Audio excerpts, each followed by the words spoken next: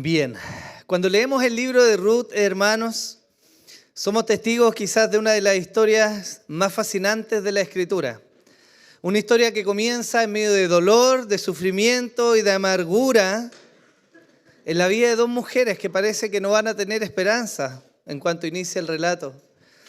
Pero llegamos finalmente a esta instancia, a este punto, al final del libro. Y quizás contra todo pronóstico de lo que hubiéramos pensado, esta historia viene a terminar con gozo, con restauración, con esperanza. Ruth y Noemí, dos mujeres que enfrentaron quizás de las cosas más difíciles que se pueden enfrentar hoy en día y en especial en una sociedad como aquella. La pérdida del varón, del esposo y de los hijos. No solo por el dolor que eso significaba, sino también porque estaba asociado el sustento, la vida, el trabajo. Pero la historia de Ruth nos muestra precisamente que por la gracia de Dios y su providencia, en medio de todo eso, ellas logran experimentar un final feliz. Hoy vamos a leer la última sección del libro de Ruth, el capítulo 4, desde los versículos 13 al 22. Y vamos a ver cómo Dios está coronando esta maravillosa obra en la vida de estas mujeres. Y cómo lo que ocurre acá tiene un significado mucho más potente y mucho más duradero en el tiempo que la vida de estas dos mujeres en ese acotado espacio geográfico. Este libro, hermanos, aunque es un libro breve, destaca verdades tremendas de quién es Dios. Primero nos ha ayudado a ver que Dios siempre, hermanos, siempre sustenta y sustentará a su pueblo, aún en medio de las tragedias. También hemos visto que los propósitos de Dios no pueden ser estorbados, aunque no se pueda ver en el momento, aunque el relato sea difícil de digerir y aunque las protagonistas, las dos mujeres que vivieron estos hechos, no fueron capaces de ver al inicio todo lo que ocurría, Dios siempre mantuvo el control. El viaje de Ruth y Noemí, hermanos, nos recuerda que la vida ofrece dificultades, que no es fácil vivir en un mundo caído. Pero también nos recuerda que Dios siempre está obrando por detrás. Algunos teólogos han hecho una afirmación que seguramente algunas hermanas pueden comprender mejor. Cuando usted está haciendo algún trabajo, sobre todo algún crochet, ¿cierto? Si usted voltea el crochet por detrás no va a ver nada. Y los que van y vienen y se entrelazan y algo que parece no tener forma. Pero cuando usted lo voltea, se da cuenta de la obra de arte que hay delante. Y fíjense que algunos teólogos dicen que Dios acostumbra a trabajar así. Hay cosas que parecen que no tienen sentido cuando las vemos desde la perspectiva incorrecta. Pero en cuanto Dios tiene misericordia y abre nuestros ojos, entonces podemos ver la maravilla que Él está forjando. Eso demanda de nosotros fe. Y demanda particularmente en el libro de Ruth que miremos el plan redentor que Dios está trazando. Vamos a ver la escritura entre los versículos 13 y 22 del capítulo 4 del libro de Ruth. Dice así: Booz tomó a Ruth y ella fue su mujer y se llegó a ella. Y el Señor hizo que concibiera y ella dio a luz un hijo. Entonces las mujeres dijeron a Noemí: bendito sea el Señor, que no te ha dejado hoy sin redentor, que su nombre sea célebre en Israel. Sea Él también para ti restaurador de tu vida y sustentador de tu vejez, porque tu nuera que te ama y es de más valor para ti que 7 hijos, le ha dado a luz. Entonces Noemí tomó al niño, lo puso en su regazo y fue su nodriza. Y las mujeres vecinas le dieron un nombre diciendo: le ha nacido un hijo a Noemí, y lo llamaron Obed. Él es el padre de Isaí, padre de David. Estas son las generaciones de Fares. Fares engendró a Esrón, Esrón engendró a Ram, Ram engendró a Aminadab, Aminadab engendró a Naasón, Naasón engendró a Salmón, Salmón engendró a Booz, Booz engendró a Obed, Obed engendró a Isaí, e Isaí engendró a David. Hay dos cosas que vamos a ver el día de hoy en esta enseñanza. La primera de ellas es cómo a esta altura somos capaces de ver que Dios trastornó o transformó una tragedia en un final feliz. Y lo vamos a ver haciendo un paralelo entre la vida de Ruth y Noemí, cómo ellas llegaron a Belén y cómo están en este punto de la historia. Pero también vamos a ver algo que es llamativo del relato, y no sé si usted se había fijado en sus lecturas previas que yo sé que ya hizo del libro de Ruth. Pero el libro de Ruth no termina como los cuentos de Hollywood, ¿cierto?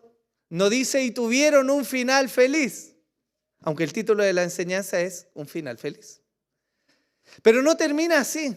El libro de Ruth termina de una manera extraña, porque termina con una genealogía. Y hasta donde yo he leído, los libros no suelen terminar con una genealogía, suelen empezar con una genealogía, ¿no?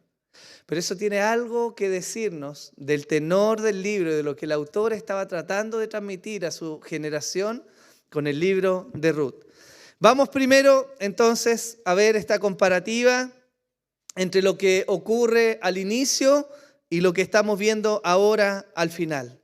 Miremos primero la vida de Noemí. En el libro de Ruth, capítulo 1, versículos 3 al 5, después de contarnos en los primeros 2 versículos cómo esta mujer había llegado con su marido y sus hijos a una tierra extraña, recién comenzando el libro nos aborda la tragedia y dice así: y murió Elimelec, marido de Noemí, y quedó ella con sus 2 hijos. Y ellos se casaron con mujeres moabitas. El nombre de una era Orfa y el nombre de la otra Ruth. Y habitaron allí unos 10 años. Murieron también los 2, Malón y Queleón. Y la mujer quedó privada de sus 2 hijos y de su marido. Si hay algo que destaca la condición de Noemí al inicio del libro, es la tragedia. Nada más comienza la historia, se nos dice que el hombre que vivía con ella, su esposo y sus hijos mueren. Y no simplemente mueren en un lugar donde seguramente otros familiares podían verlo. Hemos visto que mueren en una tierra extraña, lejos de la familia, lejos de contención, lejos de esperanza. Ellas mueren y la tragedia comienza en el libro de Ruth. Eso es lo primero que aborda Noemí. Pero llegamos al final de la historia y vemos que esta ha sido transformada por el Señor. Si en el inicio tenemos a Noemí en una tierra extraña y pagana, al final vemos a Noemí regresar a la tierra de ella. Y más allá de ser una tierra que le pertenecía por herencia, aunque la tenía que vender, ¿cierto? Si no era redimida, ella parte en una tierra extraña y vuelve a la tierra de Dios, al lugar que Dios les había dado, la tierra en la cual Él se había manifestado. Su nombre es Belén, que significa casa del pan. Y vuelve en un periodo en el cual Dios de nuevo había visitado la tierra. Noemí es restaurada, ella es levantada. Y aunque había perdido parte de su familia, hacia el final Noemí recupera una familia que ahora crece por Booz y por el hijo que Dios le entrega a Ruth. Entonces vemos el primer cambio en el ámbito familiar. Pero no es el único cambio que vemos. Vemos que también hay un cambio emocional en el ánimo, en la fe de la vida de Noemí. Ruth capítulo 1, versículo 20 nos dice que la declaración de Noemí, cuando vuelve a Belén, ella dice: no me llaméis Noemí, llamadme Mara, porque por el trato del Todopoderoso me he llenado de amargura. Ella comienza esta historia experimentando dolor. Hermanos, no es motivo de alegrarse que muera el cónyuge, ¿cierto? No se ría. No debiera ser motivo de alegría. En una situación como la que vemos en el libro es triste. Y tengo la seguridad de que lo vemos alrededor nuestro, cómo la pérdida del cónyuge genera dolor y sufrimiento. Amarga nuestro corazón. Dejamos de tener esa compañía, esa mujer o ese hombre, que más allá de ser un proveedor, es alguien que acompaña la vida que estamos viviendo, ¿no? Noemí declara que está devastada. Ella está amargada. Ha visto la mano de Dios sobre su vida. A pesar de que tiene una apreciación incorrecta en su teología, ella reconoce que Dios soberanamente ha determinado que esto ocurriera en su vida. Pero hacia el final de la historia vemos que Noemí cambia. Ella llega a Belén, sabe lo que le ocurre a Ruth, ve que hay un pariente redentor y la esperanza vuelve a nacer. Se da cuenta que quizás no todo está perdido y aunque para ella quizás ya no ve oportunidad de que un hombre la acompañe en el resto de sus días, sabe que sí existe la posibilidad de que el nombre de su esposo y de sus hijos continúe en el linaje de Israel. Y eso es importante, ¿no? En Ruth 4, versículos 14 al 16 dice así: entonces las mujeres dijeron a Noemí: bendito sea el Señor que no te ha dejado hoy sin redentor, que su nombre sea célebre en Israel. Sea Él también para ti restaurador de tu vida y sustentador de tu vejez, porque tu nuera, que te ama y es de más valor para ti que 7 hijos, le ha dado a luz. Entonces Noemí tomó al niño, lo puso en su regazo y fue su nodriza. La tragedia al inicio de Noemí es grande, no solo por la pérdida de su cónyuge, de su marido y de sus hijos, sino que con eso, a la edad que tenía, se nos da a entender que era una mujer de avanzada edad, ya no había posibilidad de tener más hijos. Y sin la posibilidad de tener más hijos, ¿cómo iba a tener nietos? Y yo sé que a mis hermanos y hermanas les gustan los nietos, ¿o no? Algún día quizás llegaremos ahí. Pero sé que es motivo de gozo y la Biblia nos dice, nos declara que los hijos de los hijos son un motivo de gran alegría, porque es ver en la obra y el trato de Dios. Entonces esta mujer que partió emocionalmente devastada, amargada, llega al final del libro tomando en sus brazos una promesa que parecía imposible de cumplirse. ¿Cómo iba a pensar ella que en los años de su vejez iba a lograr a tener literalmente carne de su carne y sangre de su sangre? Era imposible verlo. Pero Dios, que hace las cosas que para nosotros son imposibles, le dio ese regalo a Noemí. Ella entonces es restaurada en su fe, en su gozo, y es restaurada en su descendencia, porque Dios le entrega un hijo. Pero también es restaurada en el ámbito económico, porque ella declara que la mano del Señor ha estado sobre ella. Y en el versículo 21 del capítulo 1, ella declara: llena me fui, pero vacía me ha hecho volver el Señor. ¿Por qué me llamáis Noemí? Ya que el Señor ha dado testimonio contra mí y el Todopoderoso me ha afligido. Parte la historia declarando la pobreza en la que vivía. Tenía tierras, efectivamente, pero estaba obligada a venderlas. De alguna manera tenía que intentar subsistir los años que venían por delante. Pero hacia el final, estas mujeres, las mismas mujeres que habían hablado de ella, que murmuraban, dice el libro de Ruth, cuando ella llegó y cuchichaban: esa es Noemí, la que se fue con su esposo, mira, viene sola, viene pobre. Esas mujeres declaran ahora y le dicen: sea Él también para ti restaurador de tu vida y sustentador de tu vejez. Este hijo que le es nacido a Ruth no solamente va a traer gozo a la vida de Noemí, sino que además se nos declara que Él va a sustentar la vejez de su abuela. El escenario económico cambia, pero sobre todas esas cosas hay algo que destaca hacia el final del libro de Ruth. y es la fe en Noemí. Ella había perdido la esperanza. Ella declara al inicio: el Señor está contra mí. Se olvidó de que el Señor no se olvida de su pueblo. Se olvidó de las promesas. Se olvidó de la fidelidad de Dios. Se olvidó de cómo Dios mostró a lo largo de la historia una y otra vez que Él siempre permanece escuchando a su pueblo. Ellos eran descendientes de este pueblo que había sido liberado de Egipto, ¿o no? 400 años, más de 4 generaciones, esperando, aguardando en esclavitud. Preguntándose seguramente por muchos y muchos años por qué Dios se había olvidado de ellos. El pasado le mostraba a Noemí que Dios no se olvida de su pueblo. Pero en medio de las dificultades, y como nos pasa a nosotros, ella perdió la esperanza. Y estoy seguro que muchos de nosotros hemos estado ahí y nos hemos preguntado: ¿por qué el Señor se olvida de mí? Pero el Señor, hermanos, nunca se olvida de su pueblo.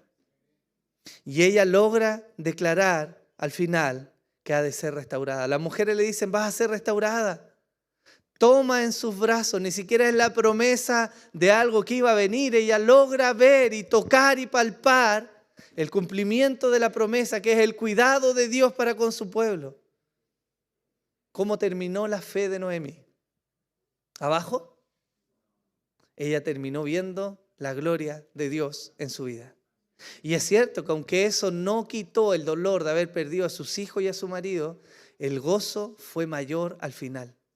Hermanos, parte de lo que Dios hace con nuestras vidas, de lo que nos muestra el libro de Ruth, es que no somos capaces de apreciar el valor de la herencia que tenemos en Dios si no experimentamos el dolor. Es imposible. Un mal de nuestra generación, y que es un proceso cíclico en la historia, es que nuestros hijos no, o les es más difícil reconocer el valor de las cosas y de las personas, porque si nosotros pasamos necesidad, les vamos a dar todo en bandeja, ¿o no? Y al hacerlo muchas veces los privamos de entender lo difícil que es la vida. Muchos de nosotros venimos de padres que se sacrificaron, ¿o no? Que lloraron, que quizás tuvieron que hacer trabajos que no deseaban hacer, que sufrieron algunos de ellos humillaciones para traer el alimento a la casa, para darnos a nosotros un mejor porvenir. Y Dios se encarga, hermanos, de que probemos y experimentemos, aunque sea un poco, el dolor, porque si no, no valoramos lo que es la vida.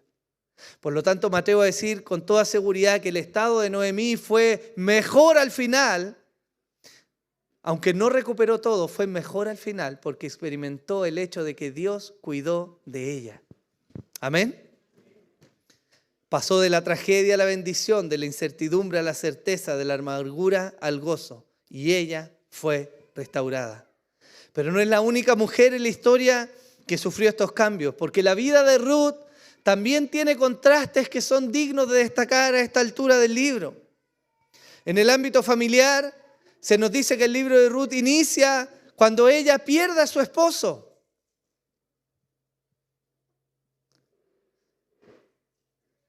Ruth capítulo 1, versículo 5, se nos dice que su esposo muere.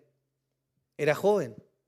El mismo libro se encarga de mostrarnos en distintas ocasiones que ella pudo haber rehecho su vida.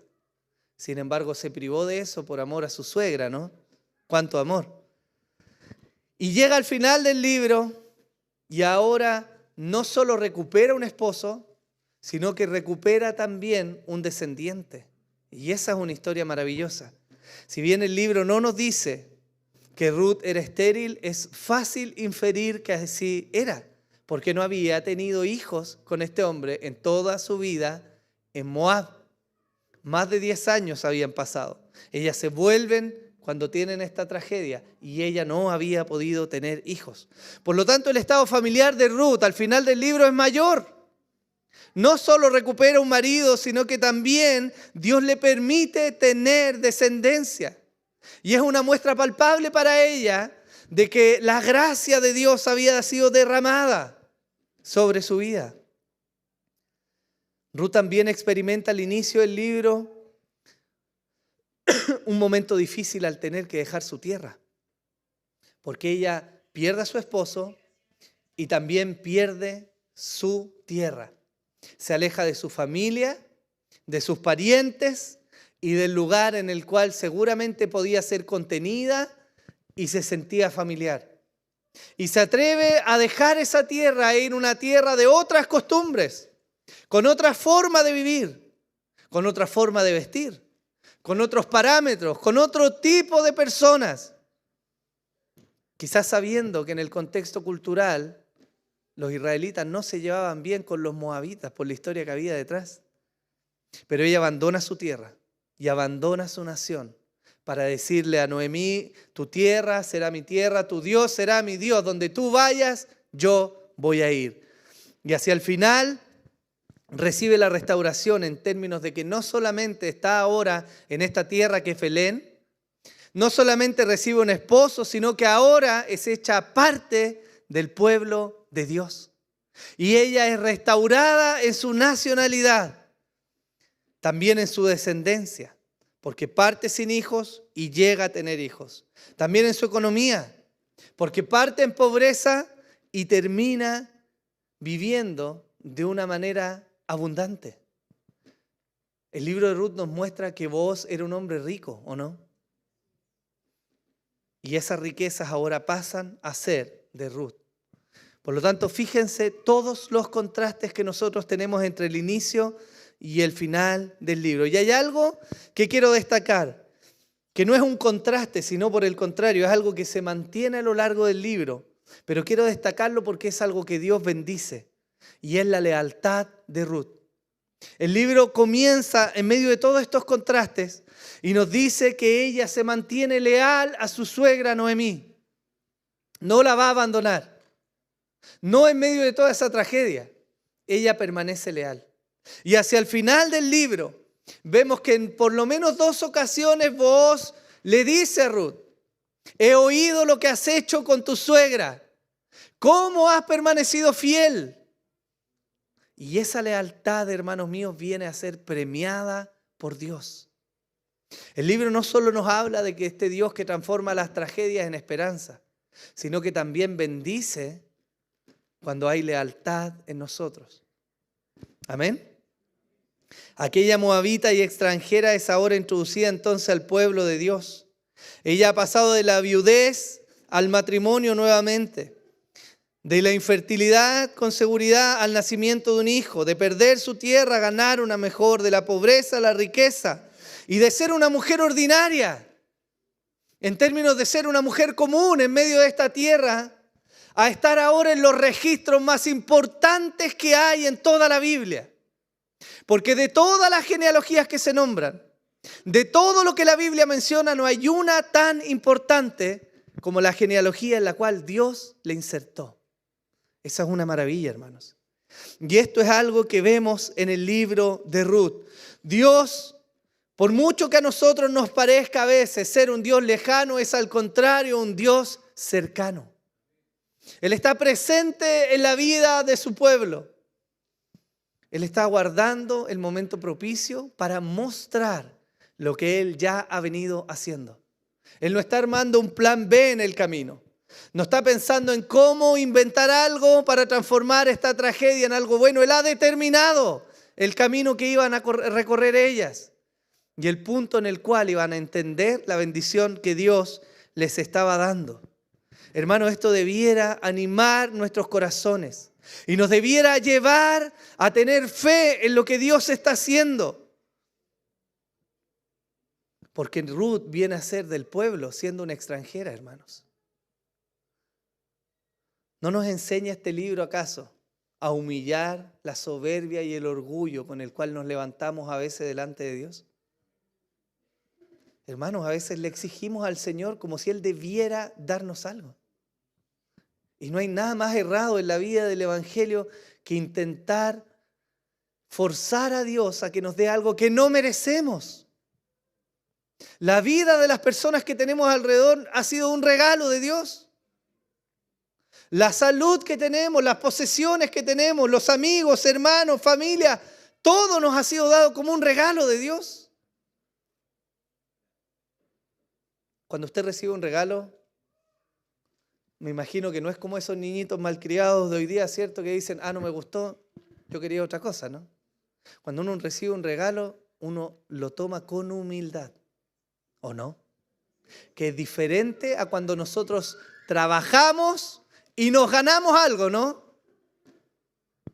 Aunque el tenor no es el mismo, nosotros a veces tenemos el descaro, digo descaro porque todo le pertenece a Dios, de decir, esto me lo merezco porque yo trabajé, ¿no? Digo descaro porque finalmente todo lo que tenemos viene de Dios. Todo, hermanos. Pero la Biblia nos enseña, y sabiamente el apóstol Pedro escribe, humillaos pues bajo la poderosa mano de Dios, para que Él os exalte a su debido tiempo, echando toda vuestra ansiedad sobre Él, porque Él tiene cuidado de vosotros. Noemí se olvidó de esto en el camino, pero hacia el final pudo ver que Dios sí seguía teniendo cuidado de ella.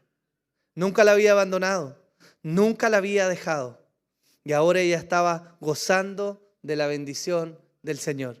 Fíjense que es curioso en algún sentido que el libro de Ruth termina acá con el nacimiento de este hijo, mostrándonos la genealogía, pero la historia para ahí y ella sigue en vidas. No nos dice qué pasó en el detalle con la vida de este hijo que nació, nos dice de quién fue padre y eso es importante, pero no nos da todo el detalle. No nos sigue mostrando después qué pasó con Noemí o cómo murió, ni cómo llegó Ruth al final de sus días. No nos sigue diciendo si fue una mujer devota, fiel a Dios, si hizo obras de caridad, si exaltó al Señor. No nos dice cómo guió a su hijo. La historia termina acá. Como si el autor nos quisiera decir que más allá de los detalles que vienen, lo importante es entender al Dios que es soberano y actúa transformando estas situaciones. Eso es una lección para nosotros. A continuación viene la genealogía. Desde el versículo 17 del capítulo 4, dice, y las mujeres vecinas le dieron un nombre diciéndole ha nacido un hijo a Noemí y lo llamaron Obed. Y el autor nos pone inmediatamente por qué es importante este Obed. Él es el padre de Isaí, padre de David. Recuerden ustedes que él escribe no en el tiempo de Ruth. Es probable, aunque no tenemos certeza, que el autor de este libro sea el profeta Samuel. ¿Y el profeta Samuel qué tiempos vivió? ¿Vivió qué tiempo? El tiempo de los reyes. El profeta Samuel vivió en el tiempo en que Dios levantó a Saúl y vio caer a Saúl, y vivió en el tiempo en que Dios levantó a David y vio la gloria de Israel por medio de este rey David, el más importante de todos los reyes que hubo en Israel. Por lo tanto, tiene sentido que él haya querido dejar registro en el libro de Ruth, que por lo demás en la Biblia hebrea se encuentra, al igual que en la de nosotros, terminado el periodo de los jueces, el libro de Ruth y el libro de los reyes, como mostrando la transición y lo que Dios está haciendo en medio, ¿no? El versículo 18 dice así entonces, estas son las generaciones de Fares. Fares engendró a Esrón, Esrón engendró a Ram, Ram a Aminadab, Aminadab a Nazón, Nazón a Salmón, Salmón a Boaz, Boaz a Obed, Obed a Isaí, e Isaí engendró a David, y se termina el libro. Hasta ahí. ¿Qué quiere decirnos esto? Bueno, lo primero es que, como lo hemos dicho, Dios cuida a su pueblo. Pero también nos está mostrando de alguna manera cómo Dios ha llamado al rey, seguramente que gobernaba en los tiempos en que Samuel presuntamente escribió este libro. El libro de los reyes comienza de una manera extraña.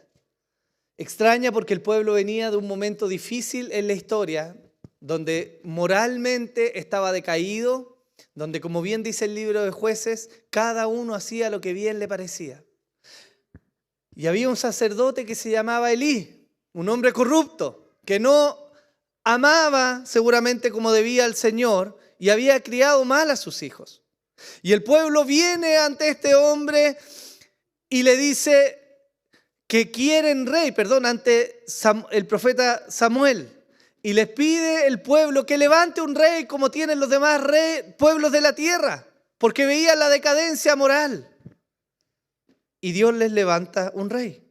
Este rey fue el rey Saúl. Y quiero leerles un poco cómo fue el llamamiento para que entendamos por qué entonces el nombre de David es tan importante acá. En 1 Samuel capítulo 8 versículos 4 y 5 dice: entonces se reunieron todos los ancianos de Israel y fueron a Samuel en Ramá y le dijeron: mira, has envejecido y tus hijos no andan en tus caminos, ahora pues danos un rey para que nos juzgue como todas las naciones. ¿Qué hizo Dios? Dios levantó un rey. 1 Samuel 9, versículos 15 y 16. Ahora bien, un día antes de la llegada de Saúl, el Señor había revelado esto a Samuel diciendo: mañana, como a esta hora, te enviaré a un hombre de la tierra de Benjamín y lo ungirás para que sea príncipe sobre mi pueblo Israel, y él librará a mi pueblo de la mano de los filisteos, porque yo he visto la aflicción de mi pueblo, pues su clamor ha llegado hasta mí. Acuérdense ustedes que el pueblo se desviaba, Dios traía juicio y entonces era oprimido. Y Dios levantaba salvadores, ¿o no? Había levantado jueces, pero ahora iba a levantar un rey que iba a tener un gobierno presuntamente más duradero. Pero hay algo que ocurre en esto, cuando el pueblo pide rey al Señor. 1 Samuel 8, 6 al 7 dice: pero fue desagradable a los ojos de Samuel que dijeran: danos un rey que nos juzgue. Y Samuel oró al Señor, y el Señor dijo a Samuel: escucha la voz del pueblo en cuanto a todo lo que te digan, pues no te han desechado a ti, sino que me han desechado a mí para que no sea rey sobre ellos. Dios entonces les da un rey conforme al corazón de este pueblo. ¿Y cómo era ese rey? Igual que este pueblo. Un rey que solo quería buscar lo suyo, que no amaba a Dios, que no deseaba honrar a Dios. Ese es el primer rey que tuvieron.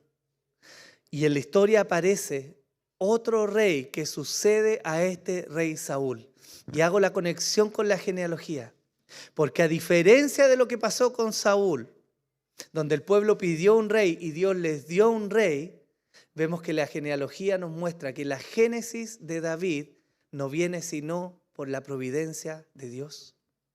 Él vino formando el linaje de quien sería su rey. Y marca un tenor importante para Israel. Porque si el primer rey fue pedido por el pueblo, el segundo, que fue David, fue dado por Dios. 1 Samuel, capítulo 16, versículo 7, dice así: pero el Señor dijo a Samuel: no mires su apariencia, ni lo alto de su estatura, porque lo he desechado, hablando de los hermanos de David. Pues Dios ve no como el hombre ve, pues el hombre mira la apariencia exterior, pero el Señor mira el corazón. Y después se nos dice más adelante de cómo era este rey, este David que estaba llamando. 1 Samuel 16. Y envió por él e hizo entrar. Era rubio, de ojos hermosos y bien parecido. Y el Señor dijo: levántate, úngele, porque este es. Entonces Samuel tomó el cuerno de aceite y lo ungió en medio de sus hermanos. Y el Espíritu del Señor vino poderosamente sobre David desde aquel día en adelante. Luego Samuel se levantó y se fue a Ramá. Es cierto que David era físicamente agradable, ¿no? Pero era el más chiquitito. Era el que iba a servir a sus hermanos. Cuando llega a enfrentarse delante de Goliat, los hermanos lo miran y dicen: ¿qué estás haciendo acá? ¿Quién eres tú? Cuando se prueba la armadura de Saúl, no podía andar con la armadura porque era pequeño. Pero Dios estaba con él. Y la historia que se comienza a escribir en Israel desde ahí en adelante es una historia de triunfos. Una historia en la cual se vuelve a levantar el nombre del Señor en medio de Israel.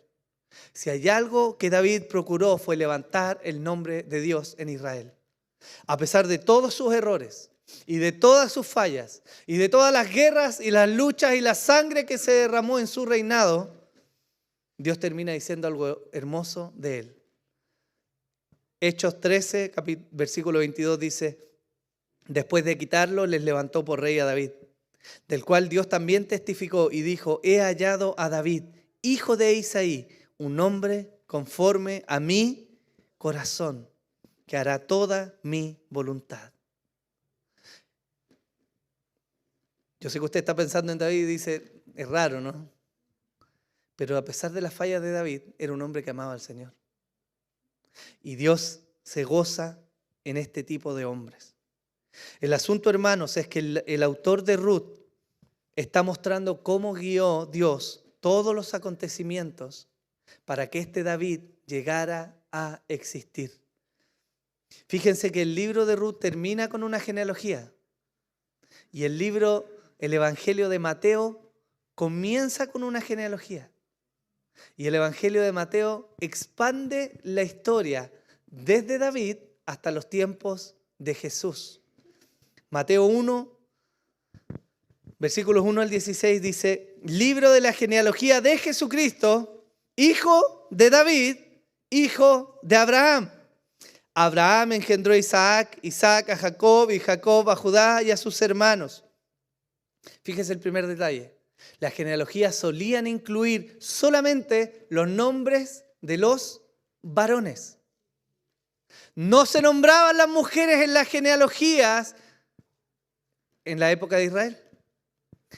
Y vemos que el autor, el evangelista, está diciendo Abraham, Isaac, Jacob, Judá, pero en Judá hace una pausa. Porque dice, Judá engendró de Tamar a Fares y Fares a Zara. A Fares y a Zara. Fares engendró a Esrom, Esrom a Aram, sigue retomando la genealogía solo en los hombres. Aram engendró a Aminadab, Aminadab a Nazón, Nazón a Salmón. Salmón engendró, ¿de quién? De Rahab. Vuelve a mostrar a una mujer. ¿A quién engendró? A Booz. Y Booz engendró de nuevo de Ruth, de una mujer, a Obed. Obed engendró a Isaí. Isaí engendró al rey David. Hasta ahí termina el libro de Ruth, ¿cierto? Nos muestra eso. Nos ha mostrado los hombres llamados en esta genealogía. Pero el evangelista toma esto y providencialmente, o más bien guiado por el Espíritu Santo, incluye a estas mujeres, mujeres particulares, porque ninguna de ellas era del pueblo de Israel.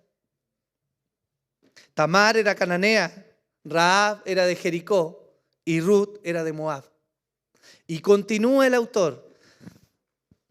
Y David engendró a Salomón, de la que había sido mujer de Urías. Salomón engendró a Roboam, Roboam a Abías y Abías a Asa. Asa engendró a Josafat, Josafat a Joram y Joram a Usías. Usías engendró a Jotam, Jotam a Acaz, Acaz a Ezequías. Ezequías engendró a Manasés, Manasés a Amón y Amón a Josías. Josías engendró a Jeconías y a sus hermanos durante la deportación a Babilonia.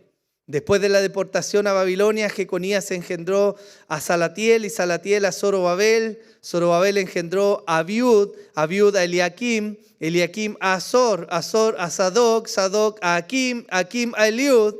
Eliud engendró a Eleazar, Eleazar a Matán y Matán a Jacob. Y Jacob engendró a José, marido de María, de la cual nació Jesús, llamado el Cristo. La forma que termina el libro de Ruth, hermanos, es la forma en que comienza el evangelio de nuestro Señor Jesús.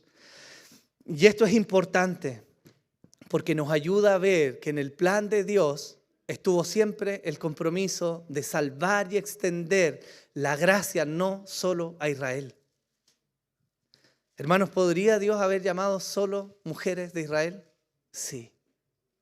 Pero Dios no quiso llamar solo mujeres de Israel. Él quiso que en el linaje de David y el linaje de Jesús estuvieran mujeres extranjeras a Israel que de manera particular vivieron vidas difíciles. Es tremendo ver esto en la genealogía, porque de alguna manera el regalo de Dios, entregado siglos después, fue ser ascendentes del Salvador del mundo. Yo estoy seguro que el libro de Ruth, o que lo que aconteció a la vida de Ruth y a Noemí, ellas no alcanzaron a comprender en sus vidas quién iba a venir después de ellas. Con toda seguridad me atrevería a decir que en ningún momento Dios les reveló que a través de ellas iba a venir el Mesías. No tenemos ninguna evidencia de eso. Pero ellas hoy día no están vivas. ¿Y sabe lo que eso significa, no? ¿Dónde están? No me digan el purgatorio. ¿Dónde están? Están en la gloria con el Señor. Y se dieron cuenta que Dios tuvo la gracia de incluirlas en este linaje de la cual nació el Salvador. Ellas hoy día lo conocen. Y eso nos lleva a ver, hermanos, una aplicación que es bastante práctica y que debiera alentar nuestros corazones. Porque yo le aseguro que usted no es capaz de ver en vida, ni yo, los alcances de lo que Dios puede hacer con nosotros. Dios usó la fidelidad de este hombre Booz, la integridad de un hombre que amaba a Dios, que guardaba la ley, que era misericordioso. Y Dios lo levantó y lo puso en el registro para que de él naciera el mejor rey de Israel y luego de él el Salvador del mundo. Y tomó a estas mujeres desechadas, abandonadas como lo fue Tamar, en dificultad como estuvo Rahab, desesperanzada como lo estuvo Ruth, para llamar al Mesías. Hermano, esto debiera hacernos ver y entender y apreciar que aunque no veamos el cuadro completo de lo que Dios está haciendo, Él está trabajando. No hay forma en que nosotros seamos capaces de ver el alcance de lo que Dios está haciendo en nuestras vidas. Y fíjense que es más, hay un paralelo con nosotros en todo esto que parece ajeno en una genealogía. Pero es el hecho de que nosotros también éramos extranjeros al pueblo de Dios, ¿o no? Porque no venimos de ninguna de las tribus de Israel. Somos injertados, extranjeros, ajenos al pueblo, tal como Tamar, Rahab y Ruth. Pero hemos sido llamados al pueblo de Dios. Y aunque no lo buscamos, ni lo entendimos, ni pactamos nosotros el tiempo, en su soberana voluntad nos trajo y nos hizo parte del linaje de Jesús. La Biblia dice que somos hijos de Dios. De alguna manera, hermanos con Cristo. Y experimentamos, al igual que esta historia, la gracia de Dios inmerecida a nuestras vidas. Es cierto que algunos de ustedes están pasando momentos difíciles, hermanos, yo lo sé. Yo también he experimentado momentos difíciles. Pero este libro me hace tratar de exaltar la gracia de Dios. Y debiera llamarnos a ser hombres y mujeres de fe. Porque Dios sabe, hermanos, cómo tornar las historias tristes a historias con un final feliz. Ya sea en esta vida o en la que viene. Pero Dios se encarga de eso. Isaías 55, versículos 8 y 9 dice: porque mis pensamientos no son vuestros pensamientos, ni vuestros caminos mis caminos, declara el Señor. Porque como los cielos son más altos que la tierra, así mis caminos son más altos que vuestros caminos. Y mis pensamientos más que vuestros pensamientos. Noemí tomó a este niño en sus brazos. La bendición de las mujeres fue un tanto profética. Porque las mujeres vienen y le dicen a Noemí lo siguiente: bendito sea el Señor que no te ha dejado hoy sin redentor, que su nombre sea célebre en Israel, sea Él también para ti restaurador de tu vida y sustentador de tu vejez. ¿De quién está hablando? No está hablando de vos, está hablando del niño, de Obed. De alguna manera profética ellas tratan de emitir esta bendición y dejan ver que vendría un redentor. Ese es Jesús, hermanos. El mismo que nos ha llamado a nosotros a vivir para Él. Hermanos, ¿tú podrías afirmar o tener certeza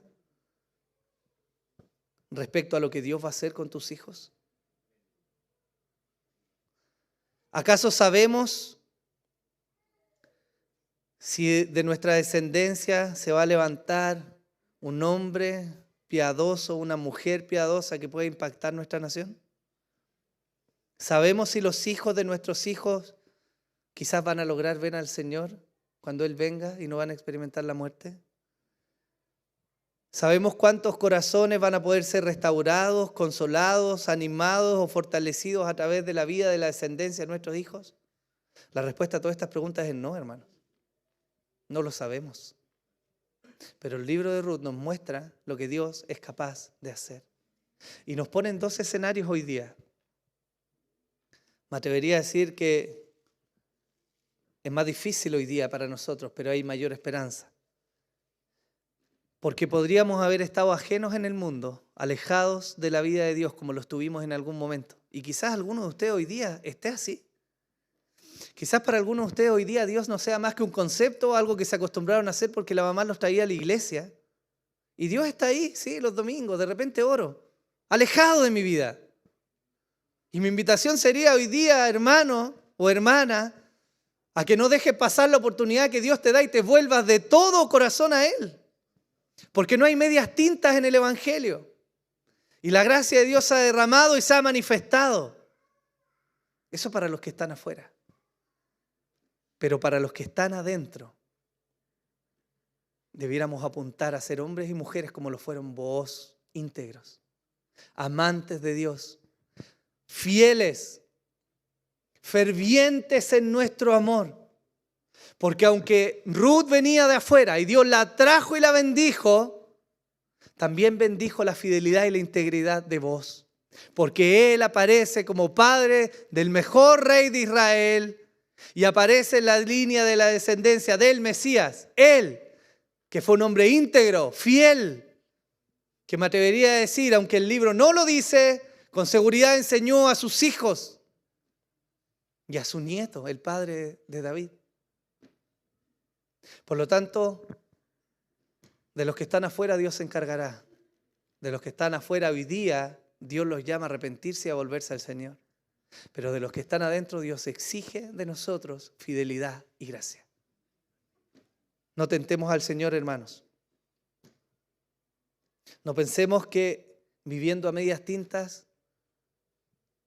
vamos a ser de todas maneras bendecidos al final, porque no sabemos lo que la vida depara para nosotros.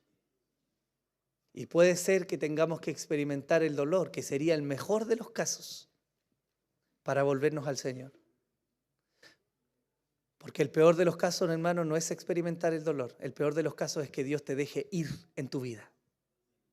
Y te apartes. Y seas un hombre o una mujer exitoso, lleno de bienes, de familia, de riquezas, de proyectos completados, pero con un corazón vacío. Esa es la peor de las bendiciones, de las cosas que te pueden pasar. Es lo peor que puede ocurrir en tu vida. Que Dios te dé lo que quieres lejos de Él. Porque Dios se encarga, hermanos, de transformar el dolor en alegría. En algún momento, en algún punto de la historia. Pero aquel que se aparta jamás tendrá restauración. Aquel que se pierde lejos del Señor, hermano, no hay vuelta atrás. Es desafiante la historia de Ruth, pero es maravilloso ver que a pesar de nuestras faltas, la gracia del Señor está dispuesta para nosotros. 1 Corintios 1, 26 al 29 dice, pues considerad, hermanos, vuestro llamamiento. No hubo muchos sabios conforme a la carne, ni muchos poderosos, ni muchos nobles, sino que Dios ha escogido lo necio del mundo para avergonzar a los sabios. Y Dios ha escogido lo débil de este mundo para avergonzar a lo que es fuerte. Y lo vil y lo despreciado del mundo ha escogido Dios, lo que no es, para anular lo que es. Este versículo lo podrían apropiar claramente Tamar, Rahab y Ruth, despreciadas. Pero Dios hizo maravillas con ellas. ¿Para qué, hermanos? Para que ninguno de nosotros se jacte delante de Dios. Al igual que Ruth, fuimos extranjeros, fuimos pobres y fuimos ajenos a la vida de Dios. Pero en algún momento de nuestras vidas, el Señor apareció y nos regaló esta maravillosa promesa. Pero a todos los que le recibieron, les dio el derecho de llegar a ser hijos de Dios. Es decir, a los que creen en su nombre, que no nacieron de sangre, ni de voluntad de carne, ni de voluntad de hombre, sino de Dios. Si somos hijos, es solo y exclusivamente porque el Padre nos quiso traer a Él. Y eso debería ser motivo de gozo, ¿no? quiero que grabe en su corazón antes de que oremos. Y quiero animarle quizás a los que están pasando momentos difíciles a confiar que en el Señor los momentos difíciles no son por toda la vida, hermanos. Él sabe cómo hacerlo. En algún momento, en algún día, quizás en el momento en que menos piensen ustedes, la carga va a ser quitada. En esos de repentes de Dios, santos, Él va a obrar para liberar a su pueblo. Porque aunque los amigos se olviden y aunque la familia no esté presente, Él nunca se olvida de sus hijos. Eso nos muestra el libro de Ruth. Así que quiero que animes tu corazón a confiar en el Señor. No es necesario que veas toda la película, que veas el panorama de lo que Dios está armando. Dios ya tiene el camino preparado. Ya tiene a las personas que se van a cruzar contigo. Sabe la forma, cuándo te va a hablar, cómo lo va a hacer y cómo va a llegar a tu corazón. Pero te aconsejo que no des la vuelta larga renegando contra el Señor y dobles tu rodilla y le des gracias por Él hoy. Porque Él es capaz de transformar. Y a los que hemos sido injertados en el pueblo de Dios, hermano, tenemos el desafío de vivir de manera íntegra como Dios manda, sabiendo que tiene un costo, pero les aseguro que la recompensa al final es mucho, mucho, mucho mayor.